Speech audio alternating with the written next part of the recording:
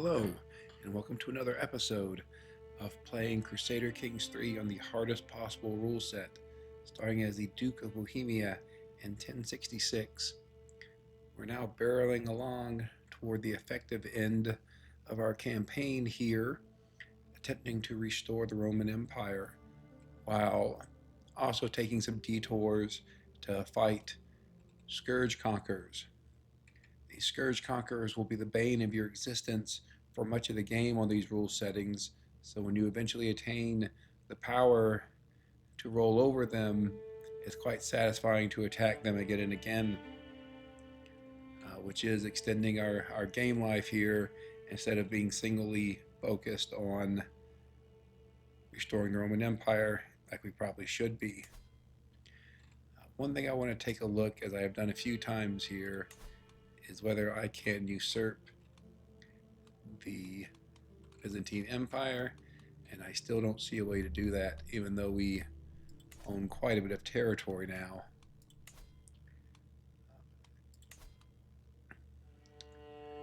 We also can't quite dismantle Greek pretenders either. So in terms of the land we need still to take the Restore the Roman Empire decision, you see a lot of it is in northern Italy, a little bit southern. So we have been trying to see if we can vassalize Spoleto here, but so far it has not worked. I think at this point that we just start buying claims on the duchies of Spoleto and the papacy and conquer them that way.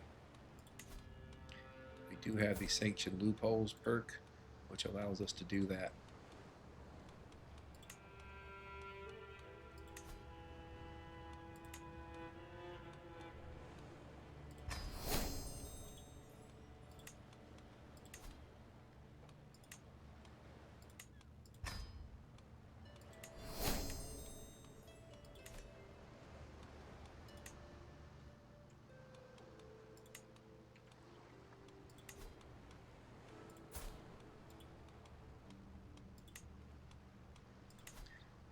This will probably anger the Pope to some extent, but really no way around it.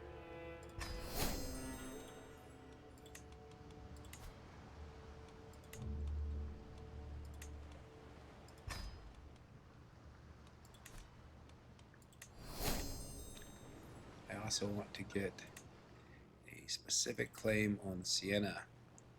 Siena has one of the most powerful buildings in the game.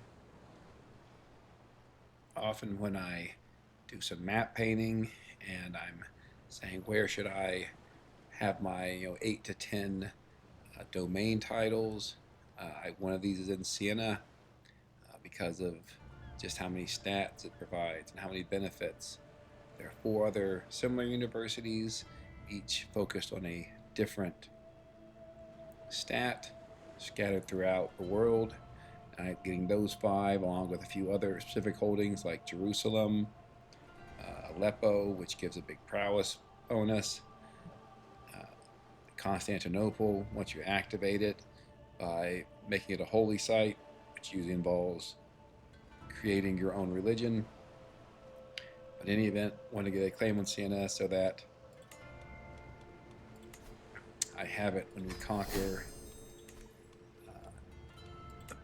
the papacy.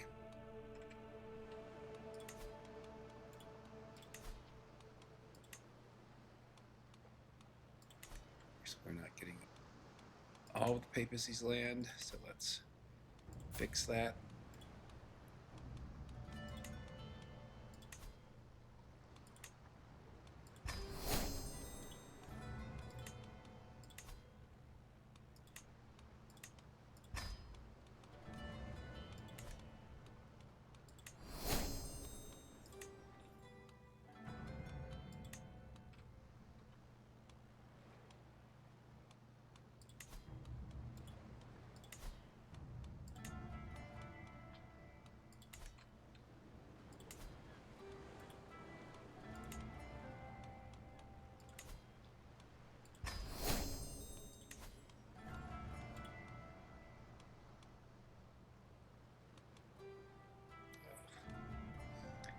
forgotten that Duke of Spoleto is my tributary, which is unfortunate.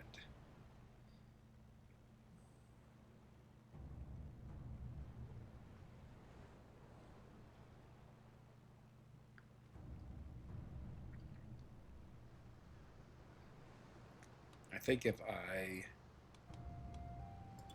take the papacy's territory, that may be enough to get these king level titles, make Spoleto become the rightful liege of Spoleto, and then be able to finally vassalize him.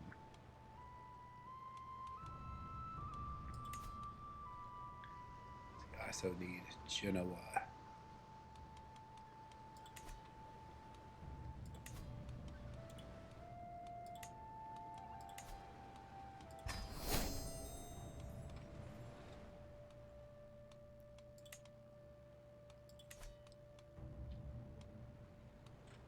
Unfortunately, Genoa presents its own problem. We are also the suzerain of Burgundy. I don't think there's anything that we'll be able to do to make Burgundy become our vassal. And so we will simply release them. I have to wait 5 years. Which is unfortunate, but oh well. And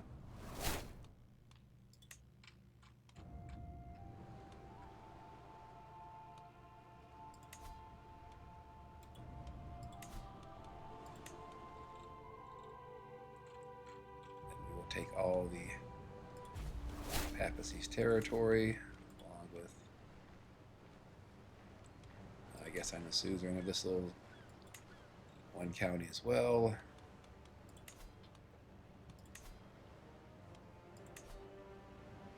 Again, not surprising that these places want to become my tributaries. Obviously, when we were faced with an overwhelmingly more powerful foreign power on our doorstep, we would regularly do become their tributary.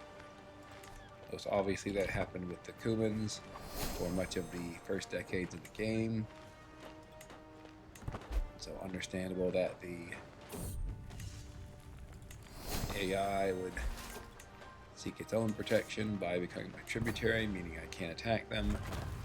Now it's time for some of those tributary relationships to end.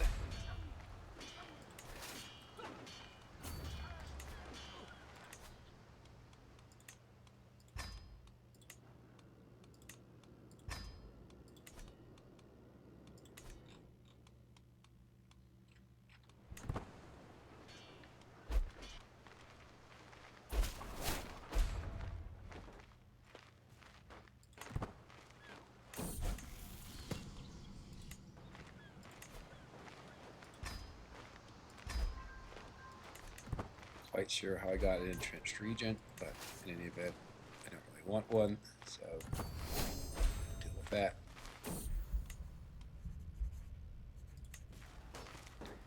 Okay, so I just got my first elder trait, which is faltering heart.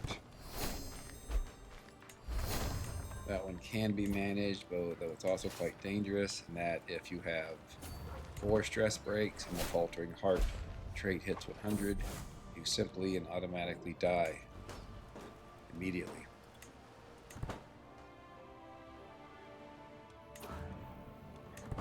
Which you generally don't want to do.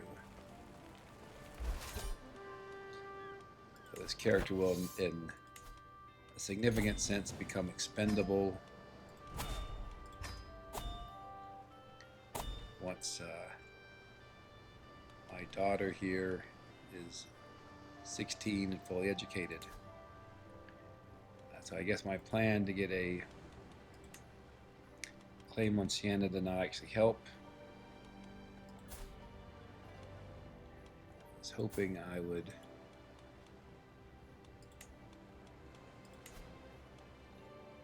alright, because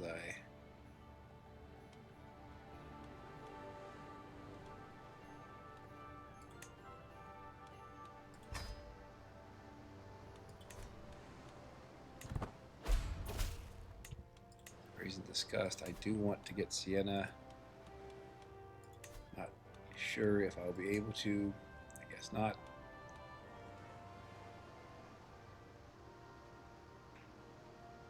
Huh. Thought that would give me a claim on the title, but I guess we'll have to use our realm priest to fabricate a claim, which will take quite a while. That takes care of that little county. Let's see what titles we can... Okay, there we go. I can usurp the Byzantine Empire. If only there were a button I could push.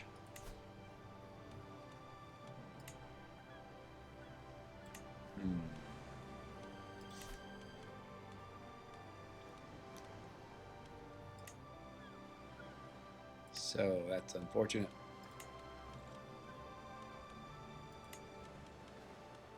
Huh. I really thought...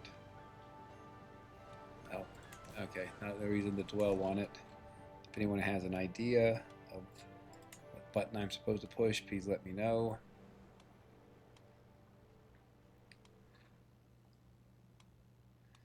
Unfortunately, it looks like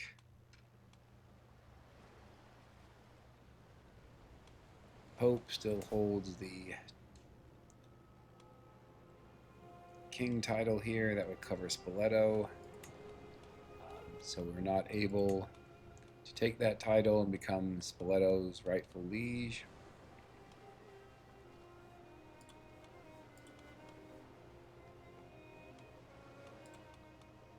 We'll give out some of these territories.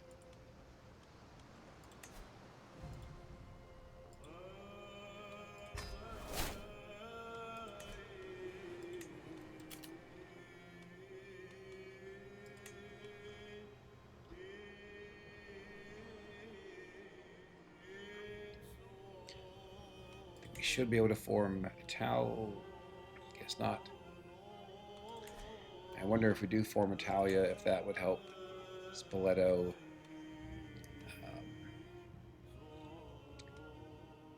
become our vassal.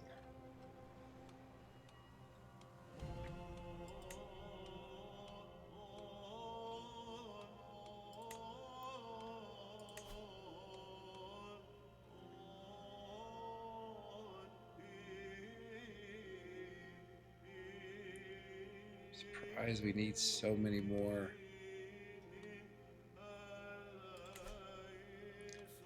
counties to get the Empire of Italia.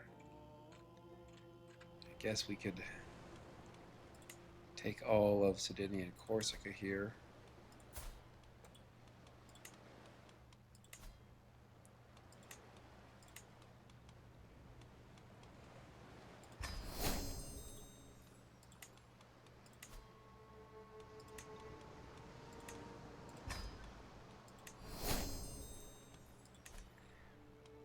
Mentioned in the last episode, I was hoping to restore the Roman Empire in my current character's lifetime. That is looking less and less likely.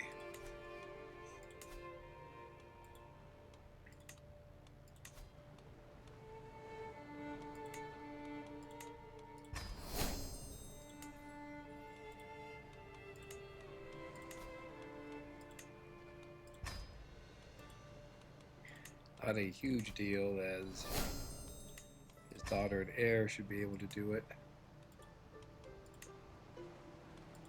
Partly the reason why I'm focusing in Italy is to conquer the Christian lands that I need, since our daughter won't have the sanction loopholes perk at the beginning of her reign. It may take a while. Without that perk, we'd need to spend a significant amount of time fabricating claims to get all these Christian lands. Obviously, for lands of the infidels, we can just use holy wars. Particularly since we have by the sword, we can use our infinite Kingdom level Holy War CB.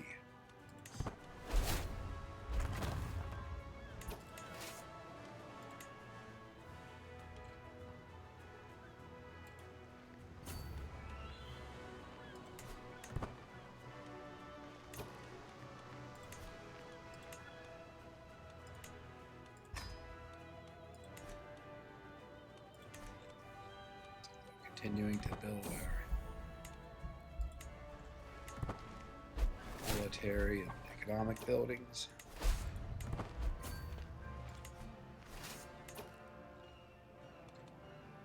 Guess we'll take all of his counties of the mainland, and if his army hasn't landed, we'll sail across.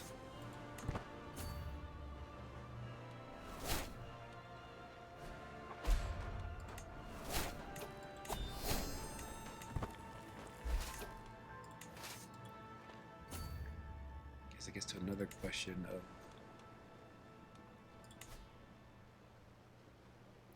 interesting, there's not an option to usurp that title.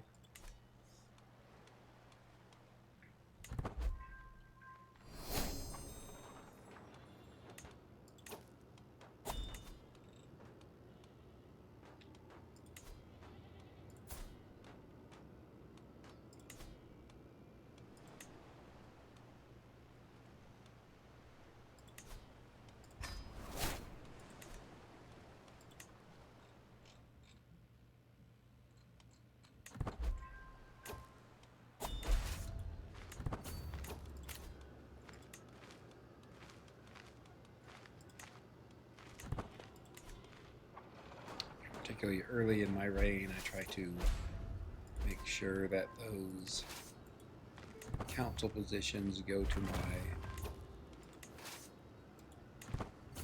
most powerful vassals, as you know, they're supposed to in some sense. But as my reign gets longer and I get more and more of the long reign bonus with my vassals, I find it less necessary to give them the powerful vassals and give them the most qualified people. And speaking of long reign bonus, you can see here that we have reached the maximum level of splendor, and so the maximum level of potential long reign bonus. Talked before about how some people consider splendor to be the measure of whether you're winning the game, and so by that metric, we clearly are winning.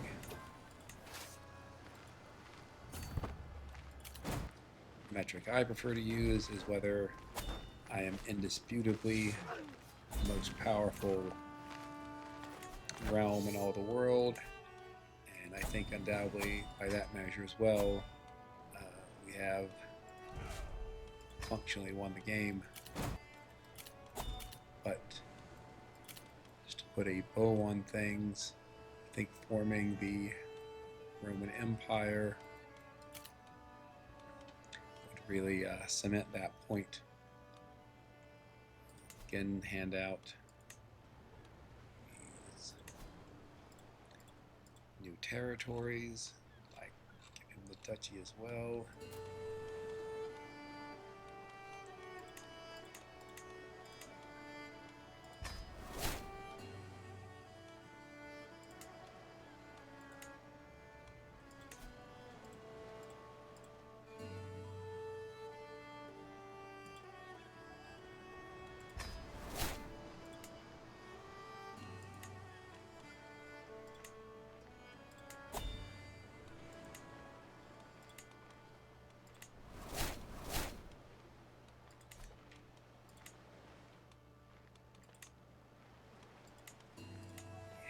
Unfortunately gone back over our vassal limit.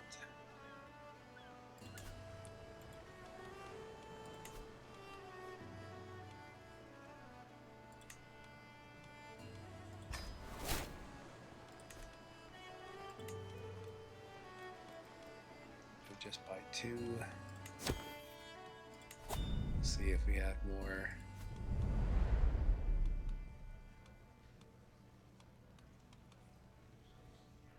Bear or boar hides that might increase our vassal limit.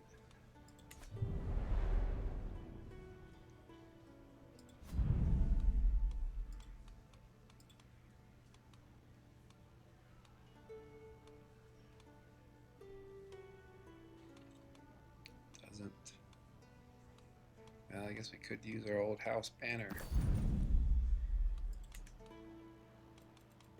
Okay. Go ahead and get the war horse.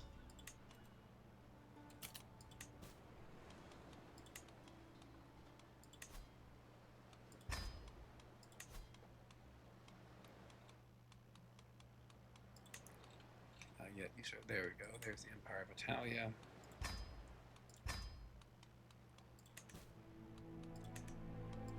Also holding 2 neat duchies. Just hand these out.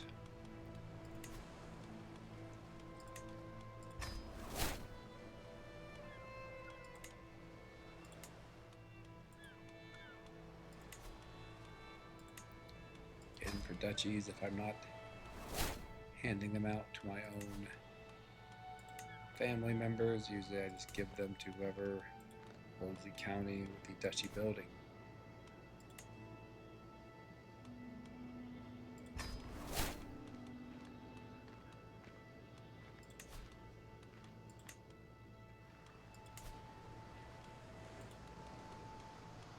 Give Latium back to my vassal, the Pope. Seems odd that my courtly vassals get mad at me for giving Latium to the Pope. They consider him lowborn. Very highfalutin of them. Now we can finally vassalize this guy from Spoleto.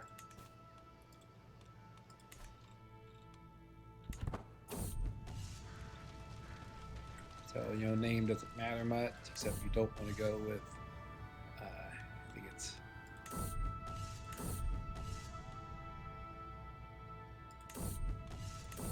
yeah, I think it's Incitatus here is the one where your horse will try to murder you. Just go with this one.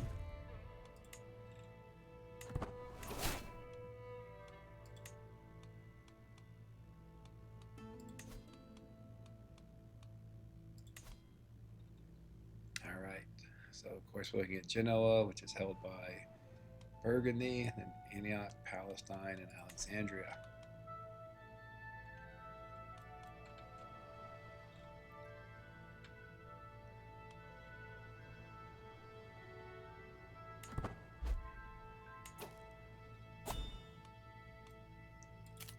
We've maxed out our hostile looter experience, so don't need to go to other grand tournaments. Modify some contracts. Even though we have a lot of gold, we can always have more gold. So we'll modify the contracts to get yet more gold.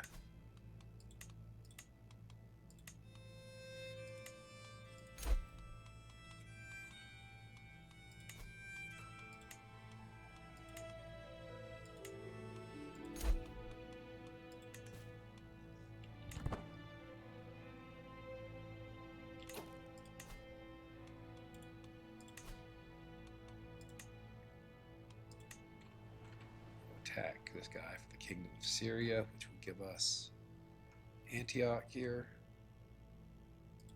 It should also allow us to be able to next wage a holy war for Jerusalem. Another requirement.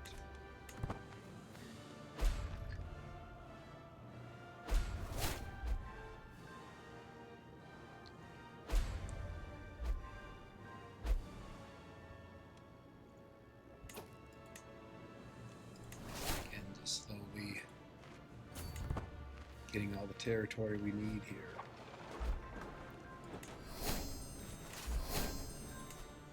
Obviously, in the early stages of the game, we talked about how it's very important to proceed slowly. Be careful about how many vassals you took on, since your vassals were likely to rebel against you. And that was all true in the early game. Now we have developed enough power that we have to worry less about that.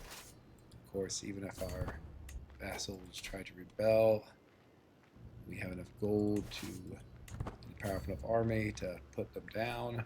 Resulted nothing but treasury to pay off the vassals if we wanted to.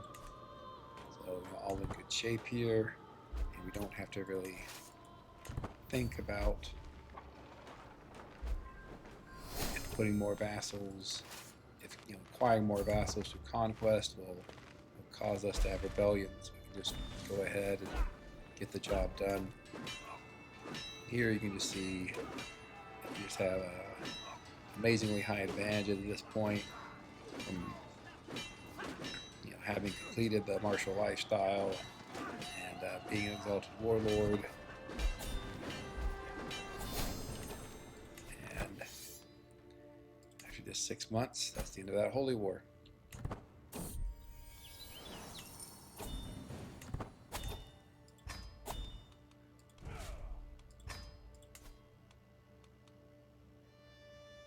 Talk about special buildings.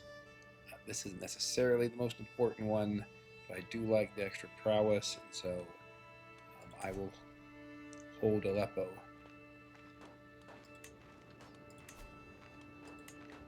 I may have to consider giving away some of my core Bohemia lands.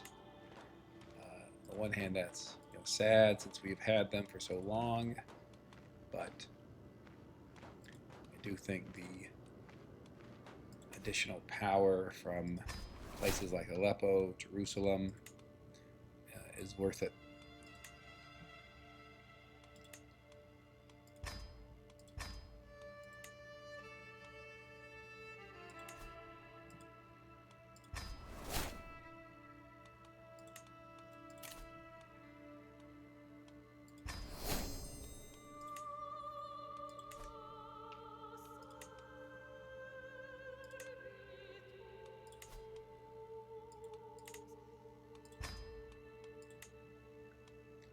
We have some grandsons that either do or come very close to satisfying the requirements for taking the strong blood decision.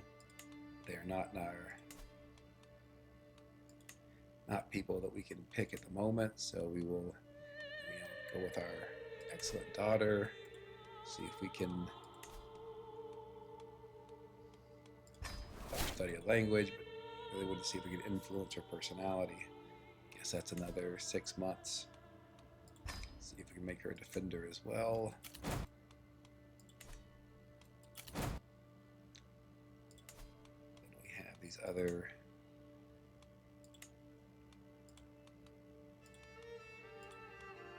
territories in Aleppo.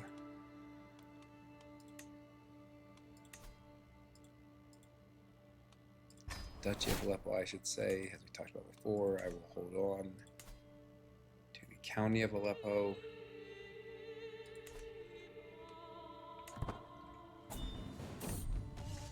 Move on from there.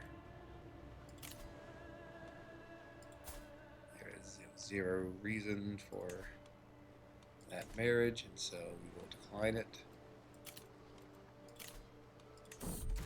We'll lose a little of stress.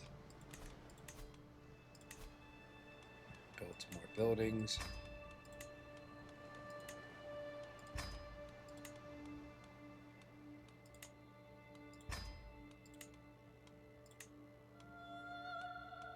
There's a question of how long I keep Cologne.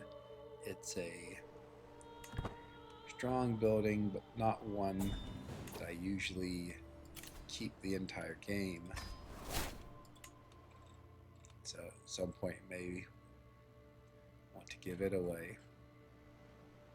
I think we talked at one point about how this Scourge Conqueror might try to attack and reconquer duchies within our realm. We will be able to stop him because we're above 160 counties, and at that point foreign powers can decide to attack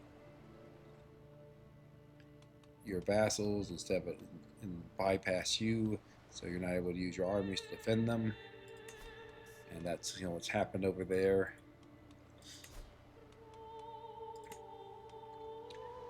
Now take the kingdom of Jerusalem. Get another requirement. I should say that owning Jerusalem is another requirement for restoring the Roman Empire. take care of that here.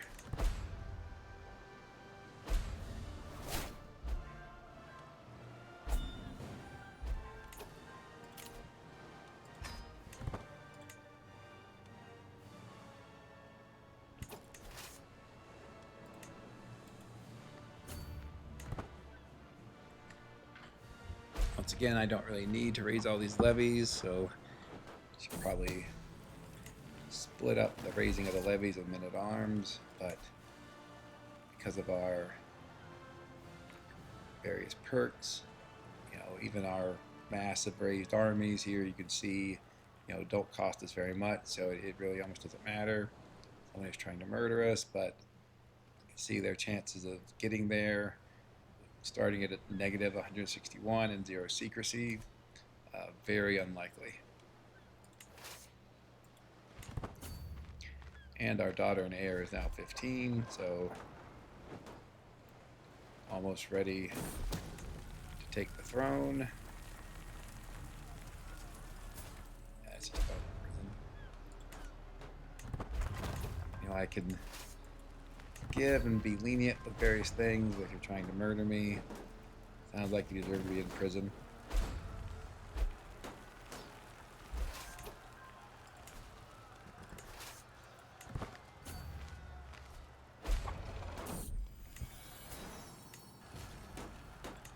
I have another daughter who has, you know, quite good traits, but she doesn't have the hail trait, and so she would not be able, or, you know, another physical trait, and she will not be able to take strong blood decisions, so we'll just stick with our current heir. And also, highly unlikely would be able to educate her in time. So you can see here, you know, close bonds. Partly, it's, you know, quite good on its own. Dynasty opinion +5 is good, given the large number of vassals or dynasty members, but we also, it's a prerequisite to graceful aging, which is just an extremely powerful legacy.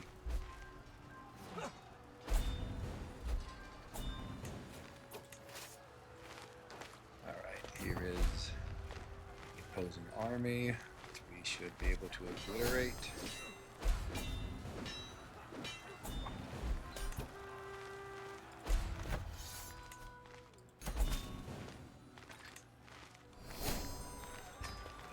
People that becoming adventurers and also my rivals. Deal with them as necessary if the time comes.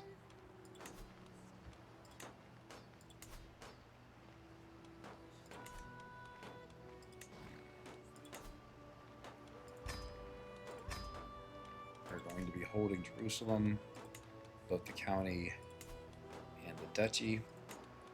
That will create some issues in that we are going to be over both our county and duchy limit, but I think we'll be okay. We're also going to be over our vassal limit, which will cost us some.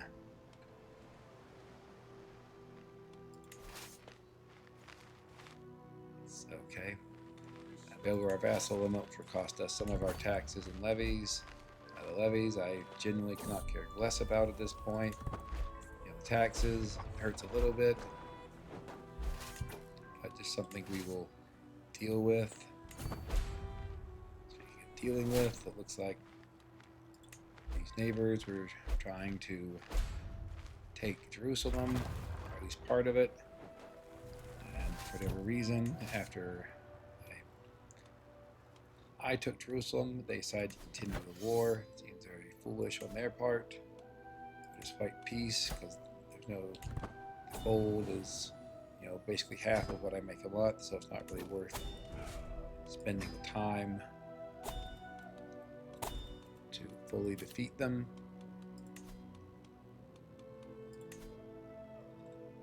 So now we're down to Alexandria and Genoa.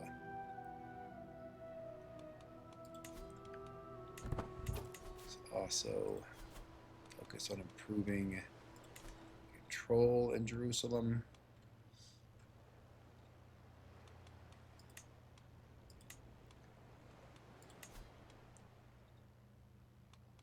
Not sure if I need the entire Duchy of Alexandria or just the county, but we'll find out soon enough. And obviously, if I need the entire duchy, not too challenging for me to get it.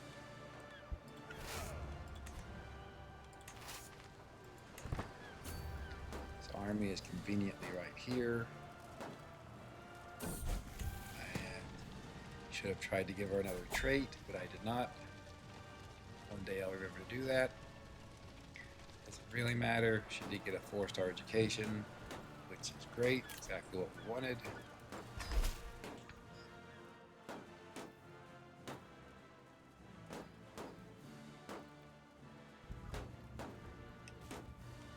And we will continue on.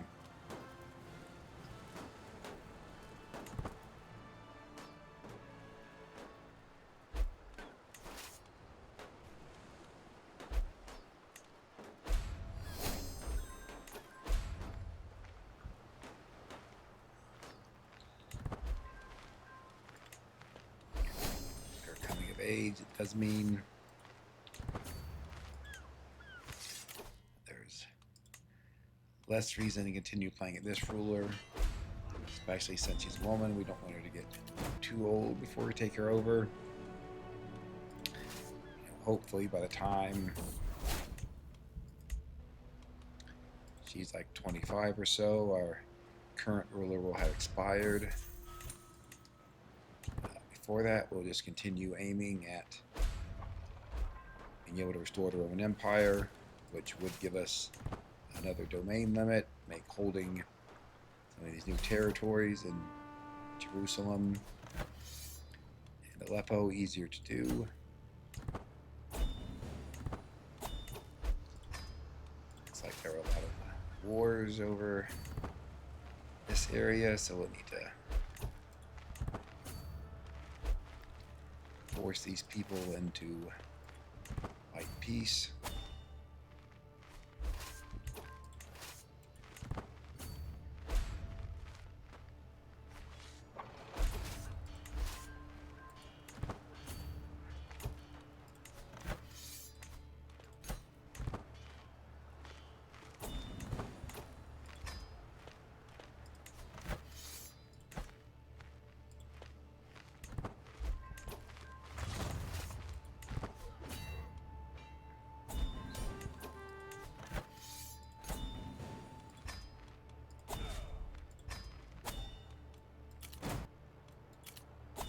One of the other cities, or counties, I should say, that I would definitely want to hold is Cairo here.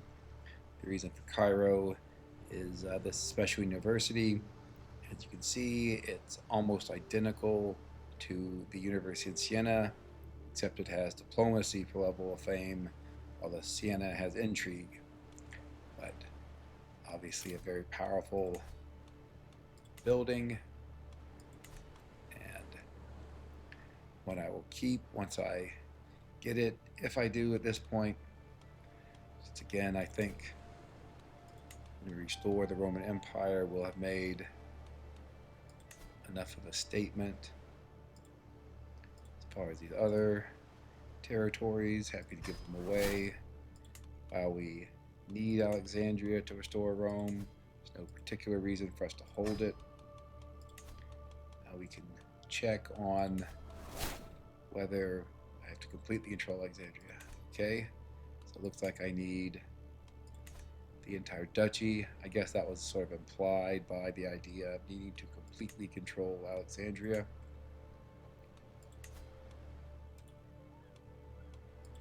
So talked earlier about part of playing on the most difficult rule set was that we have extra nomadic realms, including some that are around Arabia in the Sahara.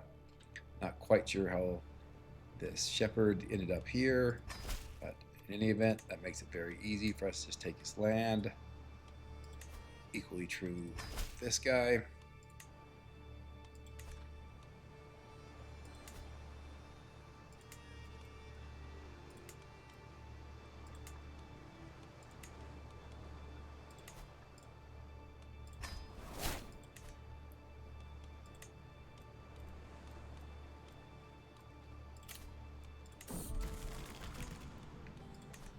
could mend the Great Schism. That is generally a decision I would reserve for when I create my own religion.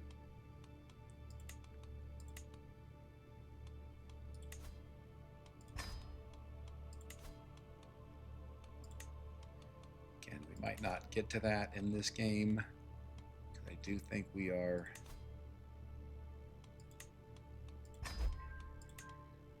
close to the end, but something to keep in mind.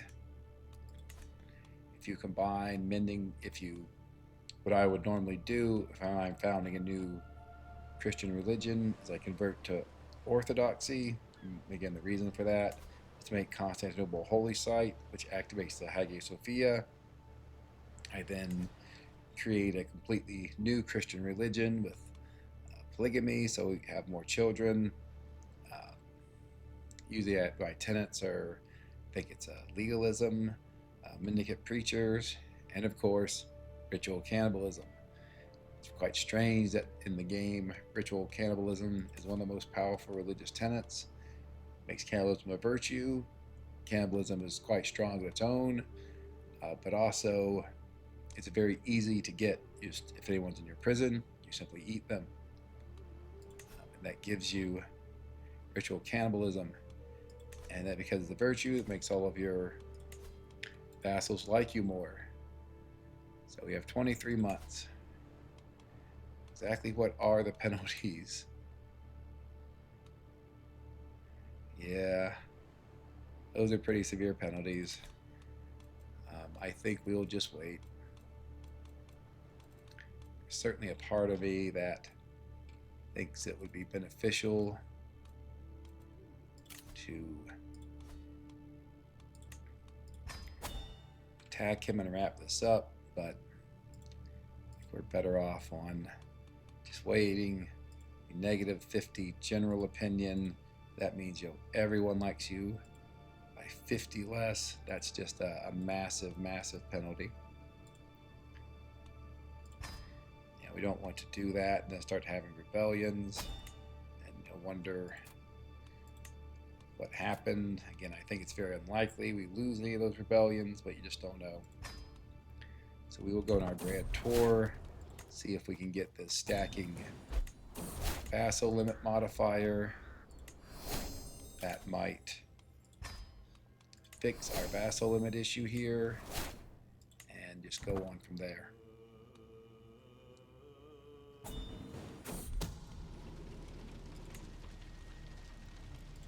Someone's trying to murder us, but we already have all the precautions we can take in place. I think we'll be fine.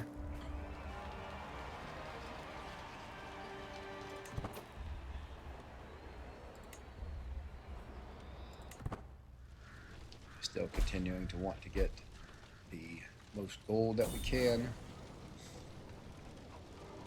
We do not want to become a Wallard.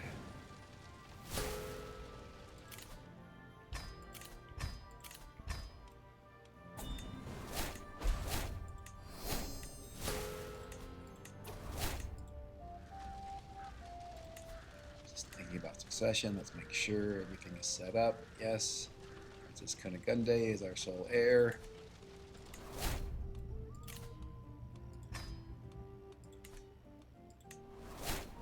Sometimes you might have king level titles you take over that are male only.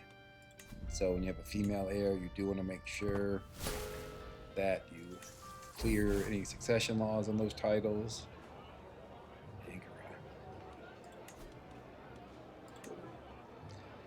I will gladly finance that for a huge amount of money. Do get a lot of piety off of it. At this point, I don't think I need any more piety. Really just need to buy claims in Burgundy or take it over. I think I just take it over using seizing all de jure lands.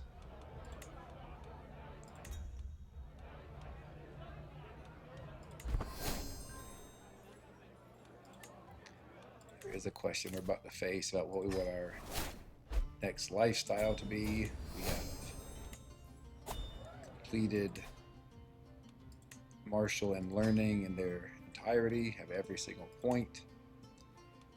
I kind of think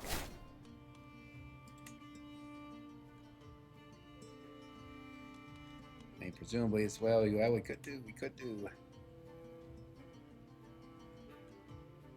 Wondering for the fun of it, could get down here to personal touch and another +1 domain limit relatively quickly. So maybe we do that.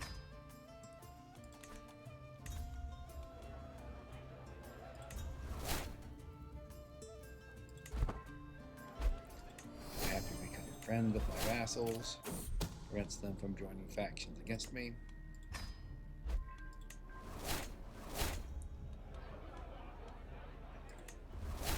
Like stats, so happy to try to become a poet.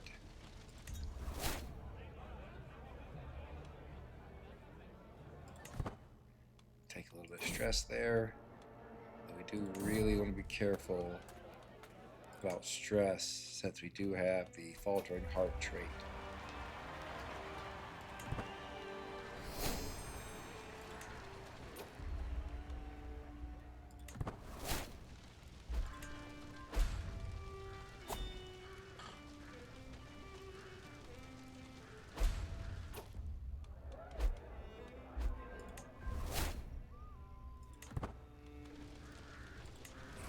Quite old, don't have any elder traits besides faltering heart, and prowess is still going strong at 27, even though I'm getting a -41 penalty from old age.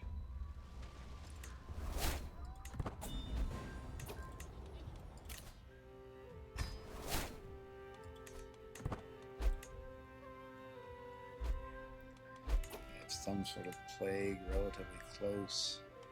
It's a minor flux. I think let's isolate the capital just out of an abundance of caution. I was wondering why my domain limit was 8, but that's because of theologian.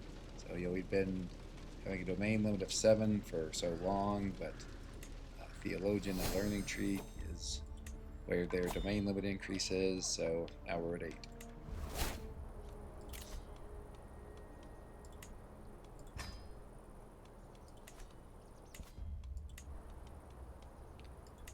Still be the better hunter, which gives us renown, which we always want.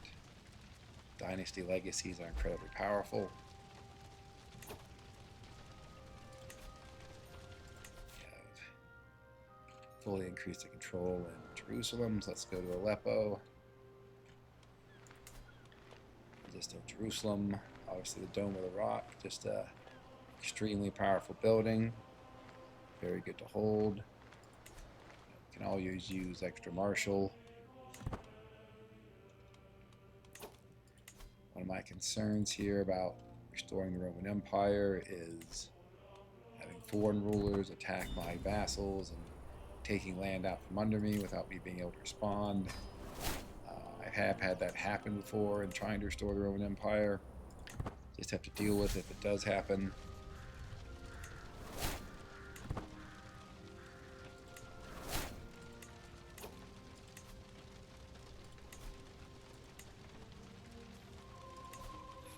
Try to recruit a physician.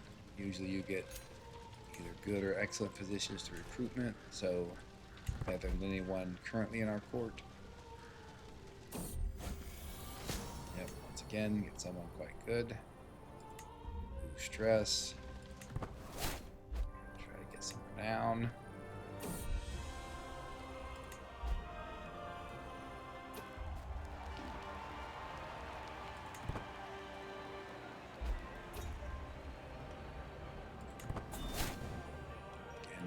Because of faltering heart, always I try to lose stress. It's available, keep our stress at 0. Except here, I just don't want to give them a hook. So we'll take a little bit of stress, 13, not too bad. And again, we have many more stops and should lose stress at each of them.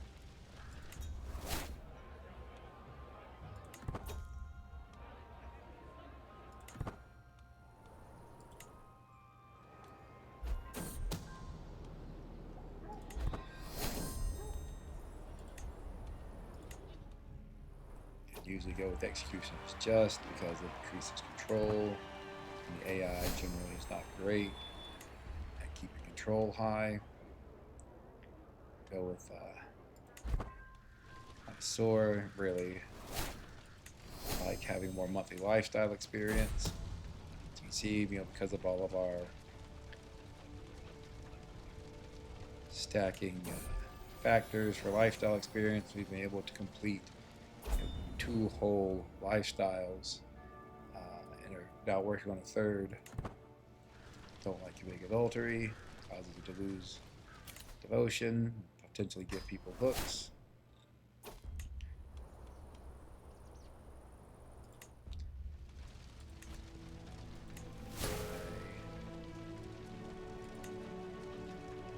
I'm a bit puzzled as to how Lombardy, I guess this guy was an adventurer and he took it. Yes, and he's clearly a veteran adventurer. Yes, so I noticed Lombardy somehow became independent from us.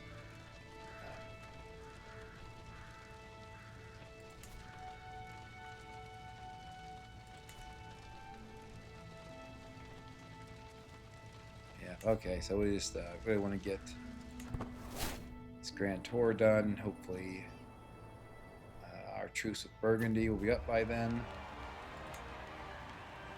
And we can get the last bit of land, Genoa, that we need from Burgundy, and restore the Roman Empire.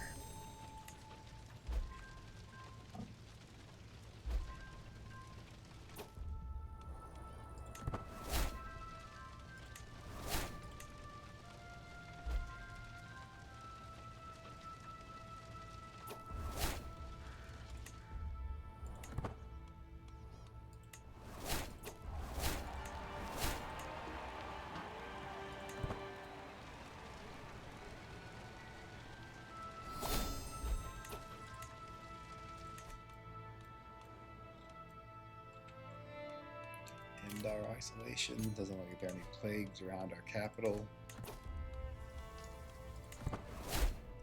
Tax account, because we always want more money.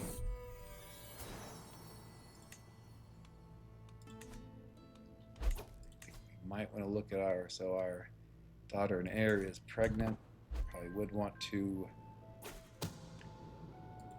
educate any of her children.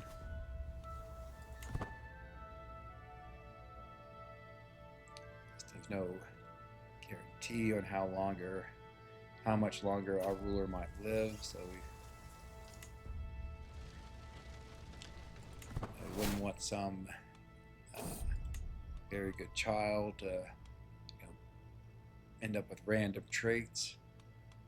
So we'll go with this top one since we don't really have any chance of dying.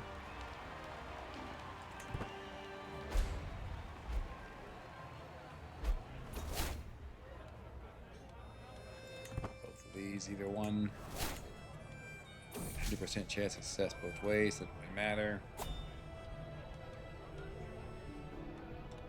I guess we could have this person come to our court, doesn't really matter. We don't really intend on pressing his claim.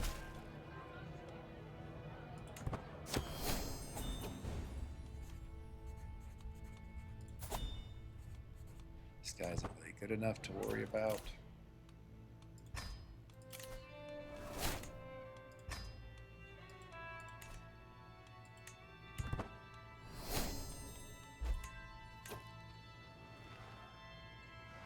See if I will be able to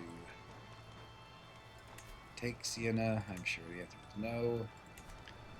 Let's sway this guy, see if we can get his opinion of us up and be more willing to give up Siena, which again, very powerful holding. Something we certainly want to have.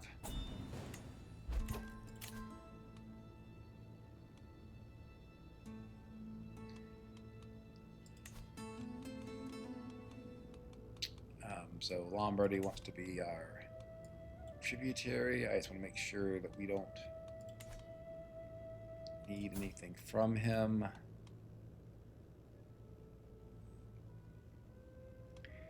we could get below our vassal limit, we could make him our vassal. Maybe we try that instead.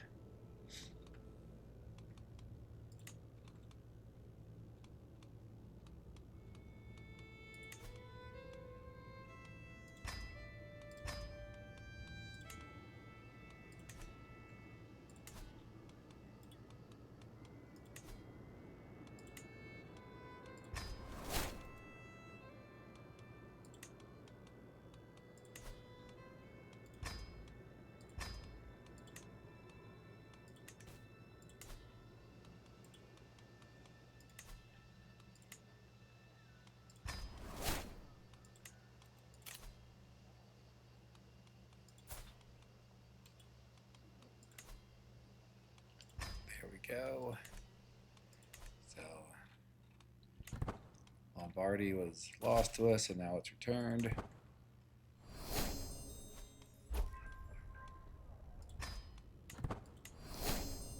Conclusion of our grand tour. Guess we'll train for a tournament. Probably end up being injured, but we did not, despite our advanced age. And now, let's make sure that's all of Genoa. We already hold Luni, which is part of it. Yep. All right.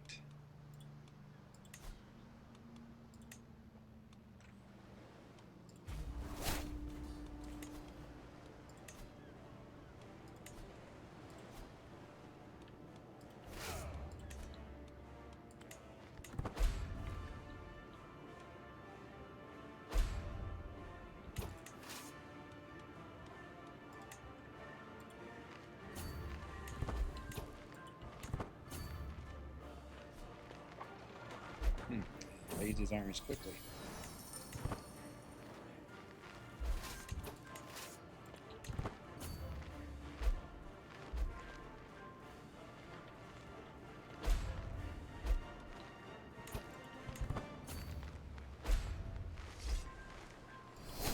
Really running away fast. Not quite fast enough.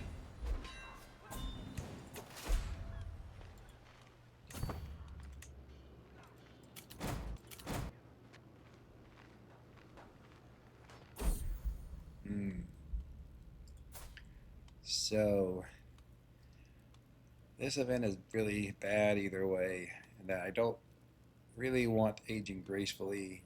I don't want to really live that much longer. At the same time, I don't want to become incapable. It's worse to become incapable. So we will take this middle here and see what happens. So we got aging gracefully. That's good. If you're incapable, you really can't do anything. You're just kind of sitting there, which obviously makes for rather boring viewing.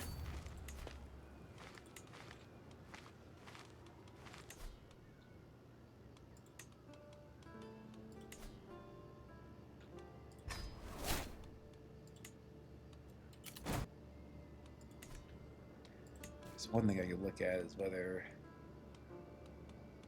Okay, so that was very silly. So we've been talking all about how we've been having vassal limit problems, and I have granted 26 vassals, or 27 at the beginning, till I write the liege, which obviously would easily take care of the vassal limit problems. So obviously one of the first things you want to check when you hit your vassal limit is if you can simply grant vassals to their rightful liege. Not going to go through all of them at the moment, but obviously the most straightforward way to take care of our vassal limit issues.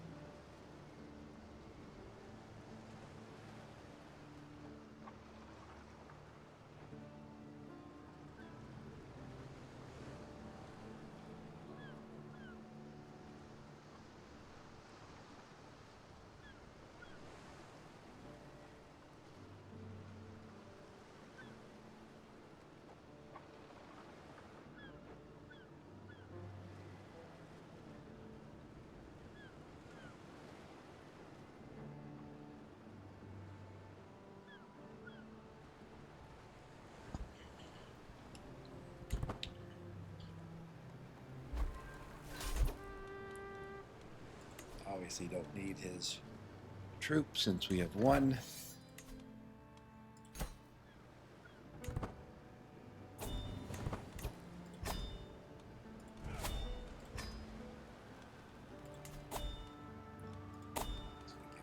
City do whatever we want.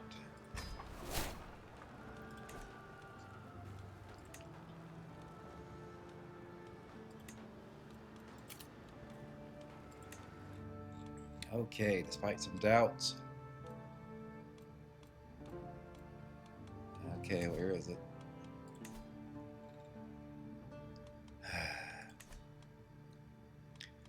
So we can see the Mesopotamians came in and reconquered Antioch. We have 8 months before we can attack them. And again, that's just something that happens, so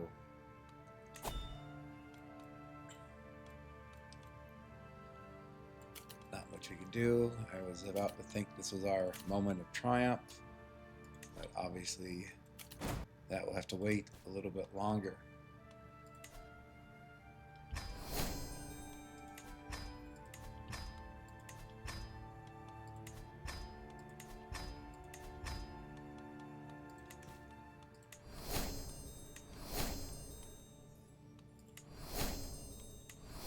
I think let's just let the game run.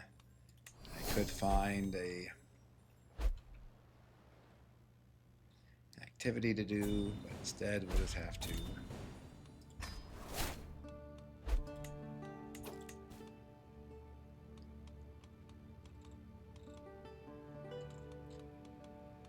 reconquer Antioch when we get the chance.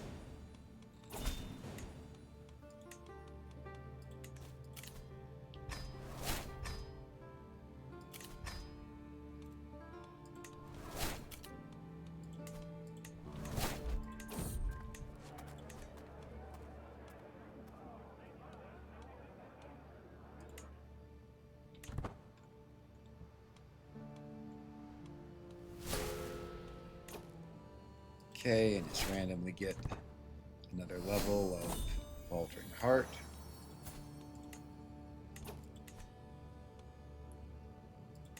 Great. So this is the daughter of our current heir. Let's educate her. We might not be educating her for very long because we are about to die.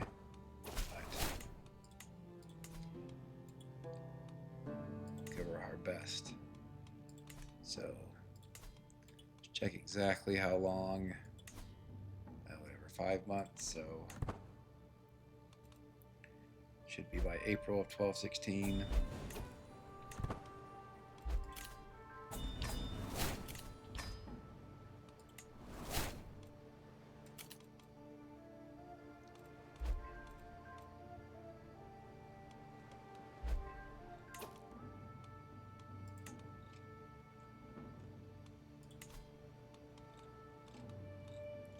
I do wonder where the button is to press to usurp that title. Not terribly important in this game anymore, but would be good to know for others. Obviously possible that's just a bug of some sort.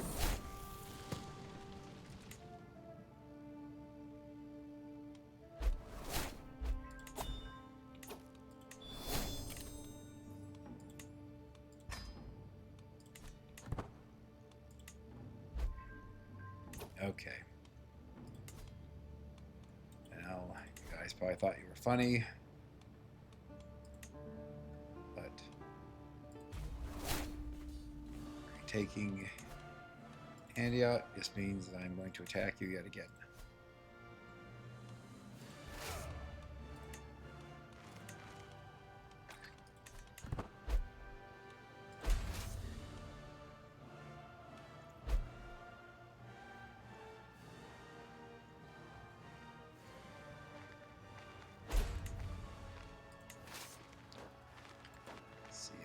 Army is up there.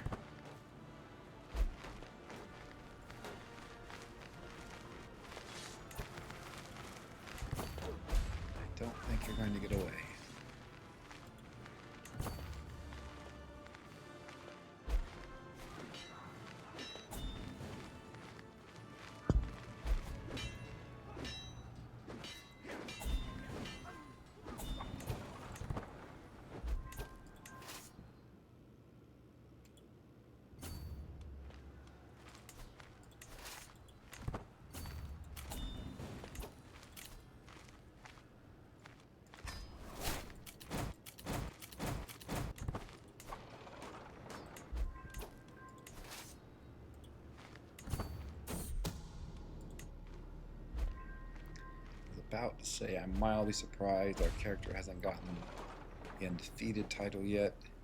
I mean, I haven't been keeping count, but I gotta think he's close to 100 victories in battle. At least to our knowledge, he's never been defeated. Though we did have our brother fight some of those battles, so maybe he individually is not all the way up there at 100. So looking at our war score, we can also see some obvious, very negative event, which is that the Black Death has arrived yet again, this time in its more frequent origin of the Far East, but undoubtedly it's going to be heading our way.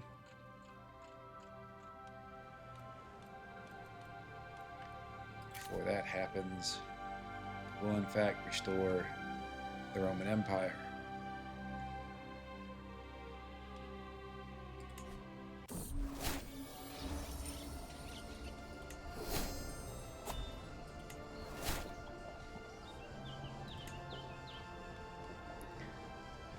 Probably something you've seen done quite a few times, but I do think on these rules, the hardest rule setting unmodded does have a bit of an extra impact.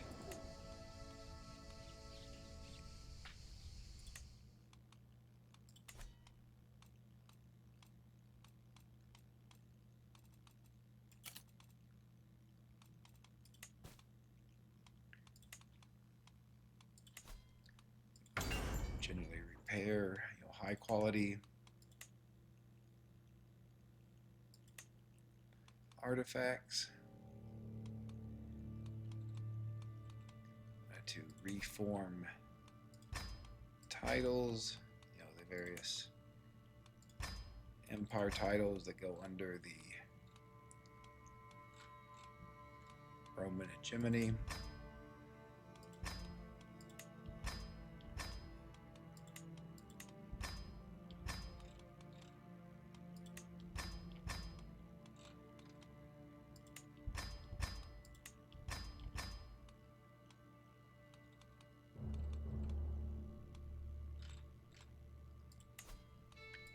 Granddaughter married here.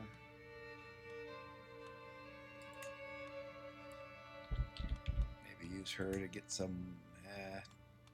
Guess there's no one who is older who is fecund. Apparently, one unmarried male person is fecund in the entire world. Well, I should say the entire world. We are playing on restricted diplomatic range, so there could be some elsewhere. Instead, this person has good genetic traits. Set them up.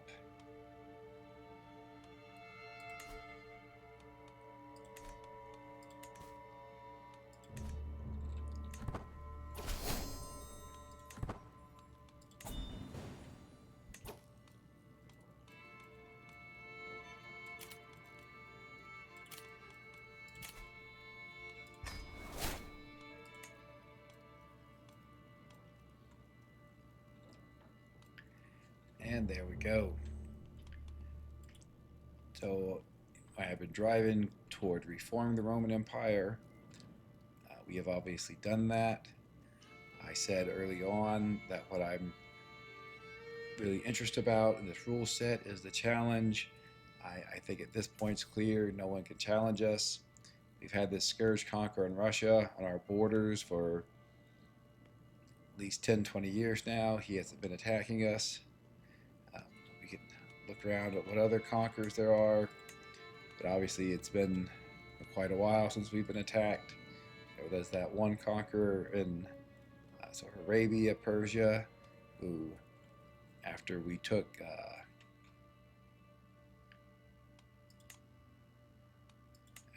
Nicaea from him, he attacked us back. But since then, just haven't seen anyone. Interesting, there's someone for the... So you see that I guess there are now 2 Scourge Conquerors in Spain. Interesting. You can fight it out. This Scourge Conqueror we've beaten a couple times. And overall, I think I'm satisfied that I am far and away the most powerful ruler on the planet. You see China, which is often competitor of that title, doesn't even exist. And so I think I will be calling this campaign here. What I will say is if anyone wants me to continue, I will hold on to this file for a while. Just please comment, send me emails, whatever you prefer. If people want to see more, I'm happy to do that. Obviously, there are things we can do. We do have a Black Death to deal with. We have Succession. We could do Dynasty of Many Crowns, but none of that's really going to be challenging. It's just going to be sort of working through getting the land as needed and completing this. And so I do want to give a little bit of an epilogue here in terms of what I've done and what I want to do going forward. If one wanted to be cynical or critical, one can say that really all I did here, despite all my talk about this being the hardest possible rule settings, all I did was I played tall. I looked at becoming either a tributary or a vassal of nearby Scourge Conquerors. I built up my realm, and then I went and conquered. And I think at a 40,000 foot level, that's basically accurate. My strategy here was nothing unique. It's the sort of strategy that many CK3 players can follow. But I do think there were some nuances in how I handled decisions. You really have to be careful with your timing, and every little decision builds on the next one in terms of eventually getting your empire to the point that you can take on these Scourge Conquerors. And one of my hopes in showing all this unedited footage is you get to see each decision I took and how each one builds on the next. And for those who thought this was easy, one thing I would say is this probably is the easiest character to start as for this rule set. So yes, this was the easiest version of the most difficult rule set. I do plan on doing additional series using this rule set, some different characters, some of which will be more difficult, so you can see what it looks like from different perspectives.